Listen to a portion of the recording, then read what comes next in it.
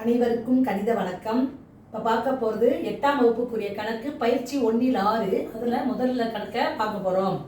கோடிட்ட இடங்களை நிரப்புக. முதல் கொஸ்டின் பாருங்க. -1 தி ஹோல் பவர் இரட்டை முழு எண் என்பது என்னன்னு கேட்டிருக்காங்க. இரட்டை முழு எண் அப்படின்னாவே என்ன வந்துடும்? 1. இரட்டைப்படையில் இருக்கிறப்ப இரட்டை எண்ணுங்கிறப்ப ஈவன் நம்பர்ஸ் அப்படிங்கிறப்ப ஆன்சர் வந்து 1ன்னு கிடைச்சிரும். a is not equal to 0 எனில் a அடுக்கு 0 equal to, இது ஒரு அடுக்கு விதி படிச்சிருப்போம். a 0 equal to 1. அப்ப இந்த கணக்குக்குரிய விடையும் 1.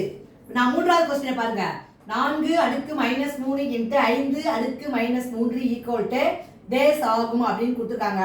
இந்த கணக்கை பொறுத்த வரைக்கும் எந்த விதியை பயன்படுத்த போறோம் அப்படின்னு பார்த்தீங்கன்னா, a அடுக்கு m into b அடுக்கு m is equal to என்ன வரும்? a into b பெருக்கிக்கிறோம், அடுக்கு வந்து இங்க மேல வந்துரும், ஹோல் பவர்ல வந்துரும், ஹோல் பவர் m. அந்த விதியில இந்த கணக்கை 4 5 பெருக்கினால் 20, அடுக்கு என்ன வந்துரும்? -3. இந்த கணக்குக்குரிய விடை 20 அடுக்கு -3. புரிஞ்சுங்களா?